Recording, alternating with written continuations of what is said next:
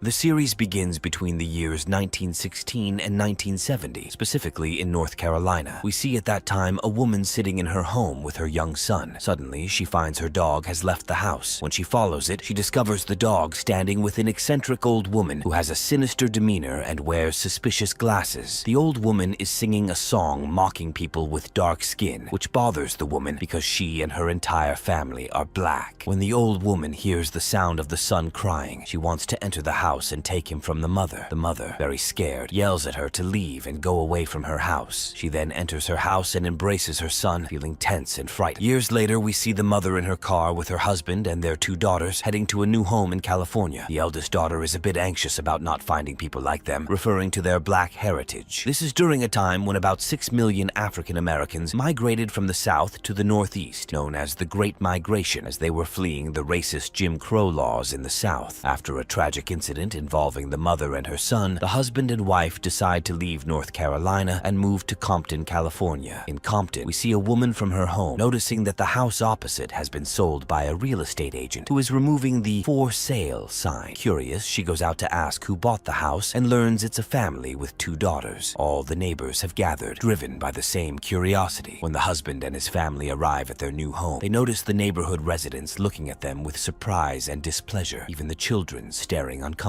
At the same moment, a neighbor calls another neighbor to inform her that the new neighbors are black, shocking the first woman greatly. She and other neighbors look out at the new family in anger and shock. The mother sees them and feels upset, but the curious woman greets her from a distance with a strange, eerie smile before entering her house angrily. As the family views the house with the real estate agent and during the signing of the sales contract, the mother notices a very odd clause stating that no house in the neighborhood may be sold to black people. The agent assures her that such clauses are outdated and only on paper, suggesting they can simply ignore it as it's not important anymore since the house is now theirs. However, the mother is upset with her husband for not telling her that the neighborhood was resistant to housing black people. Looking out the window, she sees the neighbors gathered and talking about them, which makes her very anxious and afraid. At night, Henry wakes up from sleep and finds Livia still awake, unable to sleep, holding a gun to protect herself and her family. Henry reassures her that no one will be able to get close to them. The next morning, Henry finds Betty and the rest of the neighbors have brought chairs and are sitting in the middle of the street in front of their house, playing music very loudly on a recorder. Later, Henry goes to the factory where he is going to work, but the receptionist mistakes him for a janitor because of his skin color. Henry informs her that he is there to meet the factory manager, Story, because he is going to work in the engineering department. A man named Calvin, who is also black, takes Henry to the engineering department. When Calvin learns that Henry is living with his family in Compton, he warns him about the people there, as they are very racist against black people and once drove a black couple mad to force them to leave the neighborhood. When Henry reaches his office, he finds his colleagues looking at him with surprise, but he ignores them and does not engage. Back at home, Livia walks in on her daughter Gracie playing and tells her that she wants to go to school like Ruby. She decides to sing a song she has learned. As soon as Gracie sings the song, Livia completely breaks down and yells at Gracie because of the song, which is the same one the old woman had sung. Gracie tells her that Vera taught her the song, but Livia informs her that Vera is just a fictional character in her mind and asks her never to sing that song again. At night, all the neighbors gather together and agree to devise a plan to make Henry and his family leave the neighborhood. Betty then notices that Midge is not interested in this plan, seemingly fine with having black people in the neighborhood. Later, while everyone is asleep, Gracie wakes up and finds that the dog is not beside her. She gets up and searches for it everywhere in the apartment. Suddenly, she encounters a very tall, frightening woman in the house who approaches her and chokes her. The next morning, Livia goes to wake up the girls and sees marks on Gracie's neck, which terrifies her and makes her break down. She asks Gracie who did this to her, and Gracie tells her that the evil Vera did it and also took their dog. Henry is terrified and searches the entire house to see if indeed someone entered the house at night. He finds the basement door open and the dog killed inside, which completely devastates Livia. She takes the gun and goes out to the street, screaming and yelling as she threatens all the neighborhood residents. At the same time, the neighbors are shocked by what Livia is doing. We go back in time to the year 1946 in North Carolina. At that time, Ruby was a little girl. Livia was pregnant with Gracie. However, Henry was very psychologically disturbed and highly irritable. When Livia sits with him alone, he tells her about what happened to him and his black colleagues in the army. They were subjected to all types of gas tests before the gases were used on the Germans. During the war, they were not allowed to use weapons because they were seen as unqualified, but in reality, they were viewed as merely guinea pigs, not soldiers. Livia then tries to calm him and comfort him about what happened. At night, Henry finds a small dog scratching at the door. He decides to bring it into the house and and keep it. We return to the present time. The police have arrived in the neighborhood and are knocking on Henry's door. Henry and his family are very scared. He hides the gun and asks Livia to calm down before going to open the door. The police then storm into the house, telling Henry and Livia that their neighbors have reported them for threatening them with a gun. One of the police officers holds a photo of Livia with her young son, which greatly upsets Gracie because he is holding a picture of her little brother. At that time, Betty goes to talk to the police officer standing in front of Henry's house, named Sergeant. She is surprised that Livia and Henry have not been arrested yet. Sergeant replies that there hasn't been any incident from Livia and Henry to arrest them for. Not even a single bullet was fired, and the police do not arrest people just because others are afraid of them. He says he cannot take any action against them unless something tangible happens that they can be punished for. Sergeant then enters Henry's and Livia's house and goes down to the basement with Henry to see the dead dog. He suggests that the people who lived in the house before might have laid poison for rats and other animals, and the dog could have been affected by this poison. At that moment, Gracie tells the other police officer that the evil Vera killed the dog. The officer is puzzled by her statement and thinks she is making up a story, but Livia shows him Gracie's neck and let him see the scratches for himself. He's shocked to find that there are no marks on Gracie's neck at all. The scratches have completely disappeared. After the police leave, Henry buries the dog in the garden. Livia argues with Henry for not telling the police what happened. He explains that they would not have believed them because Vera is just an imaginary friend of their daughter, doesn't exist in reality. It wouldn't make sense to tell people that an imaginary friend killed their dog. Later, Henry drops Ruby off at school. She asks him if her mother is crazy, referring to what happened in the morning as abnormal and questioning how she could hold a gun, threaten the neighbors. Henry replies that her mother is going through a tough time and that they need to be there for her and support her. In the house, Livia is with Gracie and they go down to the basement to secure it. At that moment, Livia finds a window that isn't closed and needs fixing. She tells Gracie that whoever entered the house at night must have come in through that window. However, Gracie tells her that Vera is currently with them in the basement. Livia is disturbed by this and tells Gracie that Vera isn't real and exists only in her imagination. Gracie then tells her that Vera is looking at her right now and is surprised how her mother can't see her, especially since her smell is very noticeable. Livia gets worried and scared, asking what she smells like. Gracie says she smells like a dead animal. Livia is terrified because she actually smells a horrible scent as if it's from a dead animal and feels as though someone is standing right in front of her, though she can't see anyone. Suddenly, that moment, the window opens by itself, making Livia very scared. She grabs Gracie and they quickly leave the basement. Afterwards, she talks with Gracie and tells her she believes her, but asks her to promise not to tell her father what just happened. Gracie then tells her that this house is not nice. Since they moved in, she has been seeing the evil Vera, who appears to her in a frightening and harmful way. Scared that Vera might do to her what she did to the dog, Livia reassures her that won't happen and that she will protect her from anything. Meanwhile, Betty is at Midge's house, trying to convince her to join them in driving out the black neighbors from the neighborhood. She shows her newspapers writing about black people and how they are a danger to any place. Midge surprises her by revealing that she and her husband Dale have decided to move, and Dale told Clark, Betty's husband, about their decision yesterday. Betty is shocked because Clark didn't mention anything to her and is very upset by this news, smiling a smile filled with anger and resentment. At school, Ruby suffers from her classmates' stares, and in class, everyone mocks her, calling her chimpanzee-like, which makes her cry and break down. The teacher gives her a detention note for causing a disturbance in class. In the detention room, a girl named Doris sits next to Ruby and gets to know her, being kind to her and telling her that she's the first beautiful black girl she's seen. Later, Livia is at the supermarket and decides to buy an axe. Meanwhile, Henry is suffering from hallucinations at work, seeing someone burning due to gases, indicating that he is still suffering from the trauma he experienced while in the army. At night, Betty sits with her husband Clark and expresses her annoyance at Midge because they are leaving their home and the neighborhood, all because of their black neighbors. Instead of fighting with them and Dale to drive them out of the neighborhood, they decided to flee and distance themselves. Then she adds sugar to Dale's car's fuel tank. At the same time, Henry is sitting with his family at the dining table, voraciously eating a blueberry pie, which reminds him of the time when he had just returned from the army. Livia and Ruby are worried about him then. He recalls the death of the dog and its burial. Meanwhile, blood appears at the place where the dog is buried. The next morning, Livia finds that her two daughters are not in their room. She later learns that Henry took them out. When she goes to hang the laundry, she finds a young child messing it up, so she chases him down the street with a stick, and all the neighborhood neighborhood residents look at her with anger and hatred. Meanwhile, Henry is at an electronics store, deciding to buy a television for his children to entertain them. At the store, he sees a satirical show on the TV mocking black people. Later, Henry and the girls return home, very happy with the new television. However, the delivery man, who is also black like them, tells Henry to be cautious for himself and his family in the neighborhood they live in. At the same time, Betty is sitting with a neighborhood resident named George, and it appears there is a relationship between them. He suggests she visit his farm, but she tells him it's difficult for a married woman like her to go to a man's farm and spend time with him alone. George clarifies that he meant she should visit with her husband, Clark. Later, Betty gathers the neighbors at her house and discovers that they also are thinking about leaving the neighborhood because of the black neighbors. This upsets Betty greatly, and she informs them that Clark decided to meet with the men of the neighborhood to find a way to drive this family out of their area. At the same time, Clark is with Earl and Marty, who are also from the neighborhood, and they are verbally harassing Henry while he is installing the TV satellite dish. Henry then threatens them. Clark tries to calm Earl and Marty, informing them that the issue would be resolved through discussion. They then become scared because Henry is very agitated and decide to back off from their actions. Meanwhile, Livia is at Hazel's house, who is revealed to be Henry's cousin. Hazel and her friends and family warmly welcome her because they have missed her greatly. She thanks them for their warm reception, as she hasn't felt this familial atmosphere in a long time. After a while, Livia feels unwell and decides to leave quickly to return home. At the same time, the neighborhood residents are at the meeting organized by Clark. When Clark is late to the meeting, Marty decides to speak in his place. This annoys Betty greatly. Marty recounts how he went with Earl and Clark to confront the black Henry and threat him that he and his family must leave as soon as possible. He advises everyone to act calmly and patiently. Betty interrupts angrily, speaks out, telling everyone that her father and ancestors were building and developing the world, while black people were just slaves and servants to them. Now, she argues, they want to share in the world that whites have created and worked hard for, to live like them and even reside in their neighborhoods. She describes them as mold. If tolerated, they will spread. Eventually, there won't be a place for whites once blacks rise. She urges everyone to immediately start planning to drive the blacks out of their neighborhood. At that moment, everyone claps for Betty and agrees with her statements. Meanwhile, Livia is on the bus when suddenly she finds that everyone on the bus has disappeared. She then imagines a strange and terrifying figure wearing a hood chasing her. As she tries to get off the bus, someone pulls her and causes her to fall to the ground, so she breaks down and screams. Suddenly, the bus driver yells at her and tells her he will call the police. Later, the police officer sergeant arrives with Livia in the car. He talks to her and tells her that her behavior is strange and that this might cause him to side with the residents of the neighborhood. He explains that if she wants the neighborhood residents to accept her, they need to feel safe around her. He then lets her out of the car to go home without arresting or punishing her. When Livia returns home, she recounts to Henry in a state of collapse what happened to her on the bus. Henry tries to calm her down, telling her she needs to get over what happened to their son. However, Livia tells him that there is something strange and unnatural about the place, and she asks him to believe her. She then leaves him and goes into her room. Meanwhile, Clark gathers all the men of the neighborhood in front of Henry's house, and they douse the garden with gasoline, spelling out Negro Heaven, and set it on fire. At this moment, Clark is distressed by what is happening because he is forced into it, while Betty is pleased with the events. The next morning, Henry, upon leaving his house, finds many black dolls hanging in his garden, so he quickly re-enters the house to ensure Ruby and Gracie don't see them. At the same moment, Livia is shocked when she sees the hanged dolls from the window. Henry then talks with Ruby and Gracie, telling them that sick and insane people are ignored and overlooked, and that is what they must do now as they leave the house. He opens the front door, gets them into the car, and tries to calm an extremely agitated Livia. He tells her they now have 3 options. The first is to get a gun and kill everyone in the neighborhood, after which he would go to jail and they would take their daughters. The second is not to go to work or school, staying locked up and afraid in the house. The third is to ignore everything done to them. He assures her that the last option is the right one, calming Livia. As Henry leaves, Livia sees Betty standing and laughing at her, so she goes up to her and confronts her, but Betty tells her that she and her family are not wanted in the neighborhood and should leave if she cares about their safety. Livia challenges her and declares she will stay in her house and threatens her not to come near her or her family. Later, Livia goes to the real estate office and meets Helen to try to return the house and get their money back. However, Helen tells her that this is not possible. For the house to be put back on sale, a certain amount of time must pass and they must complete their loan payments. Livia becomes furious with her and leaves. Afterward, Betty sits with George and tells him about what happened with Livia, describing her as bold and rude. She tells him that she needs a day to get away from everything. George responds by assuring her that he is there for her and she can come to him and seek refuge at any time. At school, Ruby sits sits alone until Doris approaches and asks her to come with her because she wants to show her something. Ruby agrees and goes with her. Doris takes her to the school's storage room to show her two of their classmates in a compromising position, intending to play on their nerves and scare them. Ruby ends up laughing at the sight of them scared. Ruby and Doris then run and hide in the storage room, where Doris applies makeup on Ruby, telling her she is beautiful and should show her beauty. Suddenly, the janitor enters and Ruby leaves the room, surprised to find she was actually alone in the room. Doris does not exist, and Ruby's appearance is terrifying. Meanwhile, Livia is with a neighborhood resident named Johnson, who she discovers by chance is also black. Johnson has been hiding because she is afraid to leave her house. Johnson tells her about the suffering she has endured, days without sleep or food due to fear for her children from the threats and dirty tricks played by the neighborhood residents, and a scary man wearing a hood. Livia is shocked and scared because Johnson describes the same man Livia saw on the bus. Johnson continues explaining that the hooded man taught her how to be liked so that no one would bother her and her children again. He told her she must be clean and wash herself, which is why she bathes more than 10 times a day and scrubs her body hard with a loofah to make her skin white and clean like theirs. At that moment, Livia is devastated by what she hears, unable to believe the state Johnson has reached. Suddenly, Johnson's husband Ronald appears, and Livia is shocked to see his legs are amputated. Livia asks about her children, and just then, the oven timer rings. Johnson, smiling, tells her that her children are now ready, leaves her, and goes to the kitchen. Livia follows her, terrified, and finds the kitchen covered in blood. Johnson then takes her children out of the oven after having baked them. At this moment, Livia collapses from shock, runs quickly, and exits the house. At the same time, Henry is at a private party at the factory he works at. There, Story comes up to him and asks him to leave before Stott, the factory owner, sees him because he hadn't told him that one of the engineers working on the project is black. Henry is upset by this and decides to go to Stott and introduce himself. He talks with Stott and informs him that he is an engineer at his factory and that he graduated from a prestigious university. Stott then appreciates Henry's intelligence. At that time, Betty is at her parents' house, where it is evident that they are displeased with her. She hasn't visited or spoken to them in over 7 years, especially when they learn she's only come to ask for a substantial amount of money. Her father insists that she spends the night before he gives her the check. Reluctantly, Betty agrees, but suddenly, while sitting in her room, she breaks down crying and runs out of her parents' house. When Henry returns home, he finds Livia frightened and distraught. She makes Ruby and Gracie get into the car and tells him that they need to go to Johnson's house immediately. When they arrive, Johnson is surprised by their presence and Livia's inexplicable breakdown. Livia rushes into the house to show Henry what Johnson supposedly did to her children. However, she finds the kitchen clean and nothing amiss. She asks Johnson where her children are, and Johnson tells her that her children are at their aunt's house for the night and that her husband has been mute since returning from the war. At that moment, Henry takes Livia and they return to their home. We then go back in time to when Johnson and Ronald first arrived in California, specifically to Compton, and were at the real estate office with Helen to buy a house she had offered them. Johnson notices a clause in the contract stating that no black person is allowed to live in the neighborhood. Helen reassures her that the clause is outdated and easily removed from the contract since the world has changed and progressed. Ronald signs the contract and buys the house with a substantial loan from the bank. Later, it is discovered that Helen was colluding with the police officer, Sergeant, in a scam targeting black people. They sell them houses and encourage them to take out bank loans, profiting from them. When Helen gets into her car, one of the neighborhood residents attacks her, threatening her not to let any black families live in their neighborhood. We then return to a time when Livia was at her home in North Carolina with her son Chester, specifically when she saw the old woman outside her house. The old woman was singing a racist song against black people. When she hears Chester crying, she asks Livia to bring her son. Frightened, Livia quickly enters the house. Suddenly, she sees a group of men approaching the house. They break the window and enter. Livia hides her son in a room and locks it, but at that moment, the men attack Livia, and the old woman takes Chester from the room where Livia had hidden him. She puts him in a pillowcase and, along with her accomplices, tosses him around like a ball until the child dies inside the pillowcase. Afterward, they all leave the house. We see Livia and Henry at their son's funeral, burying him in a state of shock. Livia is devastated and lashes out, hitting one of the mourners who came to offer condolences, simply because she mentioned her son's death. As the days pass, Livia remains silent, her behavior becoming increasingly strange to the extent that Gracie and Ruby become frightened of her. Henry tries to soothe and reassure the children. One night, Henry sees Livia holding the pillowcase in which their son died, sitting and crying uncontrollably. Eventually, Henry decides that they should move to California and leave North Carolina, but Livia refuses to leave the house where she lived with her son. Henry tries to make her understand that they have 2 daughters who need them and need their mother by their side. Back to the present time, Livia wakes up terrified because she dreamt that she was killing killing her daughter Ruby with an axe, suddenly finds her hands and legs dirty. Then, while Henry is shaving in the bathroom, he suddenly finds blood in the sink. At breakfast, Ruby's hands start trembling. At the same time, Livia is straightening Gracie's hair with a hot iron and imagines herself burning her. She snaps out of it when Gracie screams because Livia accidentally burns her neck. When Henry goes to work, he is reprimanded and fired by Story because a colleague didn't work. He didn't cover for it. Story mocks him for his dark skin, but Henry restrains himself to avoid doing something he might regret. At that time, Livia is with Hazel, telling her what's happened to them. Hazel remarks that they were crazy to move to Compton, a neighborhood known for being exclusively white, and tells her that she burnt her daughter not because she doesn't know how to use an iron, but for another reason. She asks Livia to talk about Chester, as it's a big part of her distress and instability. Livia then asks about the people who lived there before them, who were also black. Hazel tells her about the Beaumonts, and how the stress from the neighborhood's residents drove the mother, Arnett, insane, leading her to kill her entire family at home and then being committed to a mental hospital. Livia is shocked by what she hears and quickly leaves Hazel's place. Livia then goes to the mental hospital to meet Arnett, who asks her if she is married and has children because she is going to kill them soon. Livia is stunned. Arnett continues, saying her mother always told her that white people's lives are always beautiful, which she never understood until they moved to Compton. One day, without realizing it, she brought bleach to whiten her son and husband's skin to make their lives as beautiful as her mother had said. They were burnt and died as a result. Arnett claims she did it because of the man in the hood, shocking Livia even more. Equal sign. At that time, Betty is at the bank and discovers that her husband Clark has withdrawn all the money from their joint account without telling her. She is extremely angry at this revelation. At school, Ruby sees Doris again and talks to her. Doris invites Ruby to try out for the cheerleading team together. Ruby is surprised and asks Doris why she doesn't have other friends. Doris responds that she loves Ruby and feels she is a kind person, and they agree to meet in the gym after school. Meanwhile, Gracie is at the nursery. When she goes up to the board to recite the national anthem after memorizing it, all her classmates laugh at her because she can't speak due to her fear. She sees Vera standing at the window looking at her, which causes her to break down crying and repeatedly mutter, "Trapped in the bag," terrifying her classmates. Later, Livia goes to the nursery to pick up Gracie. The teacher tells her what happened and asks about the meaning of trapped in the bag. When Henry returns home, he finds nobody there and sits down to watch TV, agitated and distressed over his job loss. He laughs hysterically without realizing it and imagines the satirical TV show host beside him, asking him to go and take revenge on the person who troubled him. Henry then goes to Story's house, trying to enter without being seen, but when someone passing by notices him, Henry attacks and beats him. Meanwhile, Ruby goes to the gym as she agreed with Doris and finds the cheerleading team practicing. She joins in and dances, but we discover that Ruby is seeing people who aren't actually there in reality, and she is practicing alone. On their way, Livia tries to understand from Gracie what she meant by the phrase she said in the nursery, but Gracie does not respond. Just then, a white family passes by them, looking at them with disdain and anger as usual. Gracie tells her mother that she wants to leave this place. At the same moment, Betty comes out of her house, mocks Livia, and antagonizes her by calling her a racial slur. Livia approaches Betty and slaps her. Betty is shocked and collapses from what happened, then enters her house and starts breaking everything around her and tearing the wallpaper off the walls, utterly distraught. She then calls George and asks him for a favor. At that time, Betty goes to George's farm and asks him to help her get revenge on Livia because she wants to kill her, all because Livia slapped her. George warns her that what she's asking for is very dangerous, but Betty is insistent. George agrees to help her. Meanwhile, Livia is packing up her and her family's belongings at home. She tells Gracie that she believes her, knowing that Vera appears to her and bothers her. She tells her not to be afraid, and if Betty or anyone else from the neighborhood bothers her again, to tell her so she can hit them too. Then Hazel comes to Livia's house. They sit together, and Hazel makes Livia hold a picture of her son Chester and look at it. She tells Livia that she needs to accept that Chester is in a better place with God, that she shouldn't be sad because God has spared him from all that is happening now. Meanwhile, Clark is at home with Earl and Marty. Sergeant arrives after being informed that the house is a mess and Betty is missing. They fear she might have been kidnapped and accuse Henry and his family of being responsible. After Earl and Marty leave, Sergeant tells Clark that Betty left the house on her own accord since her wallet and bag are missing. At that time, Betty is asleep at George's house. When she wakes up, she finds George with a rope and asks him to take her with him as he goes to kill Henry's family because she wants to watch them suffer. However, it is revealed that George has drugged Betty as he can't believe that she is finally in his house with him. George is shown to be obsessed with Betty. She passes out due to the drugs at that moment. Later, Henry is sitting in a cafe, imagining the satirical TV host in front of him again. He tells Henry not to let anyone know what he's thinking about. They talk a lot and laugh loudly, causing everyone in the cafe to look at Henry with great surprise. The satirical man continues, telling Henry that he's a failure even in getting his rights from his boss at work. Henry tells him that he did as he asked and went to Story's house to kill him, but he wasn't there. The satirical man mocks him for always being late, just as he let men assault his wife in North Carolina and the old woman kill his son. Henry is shocked by his words and collapses from the emotional pain.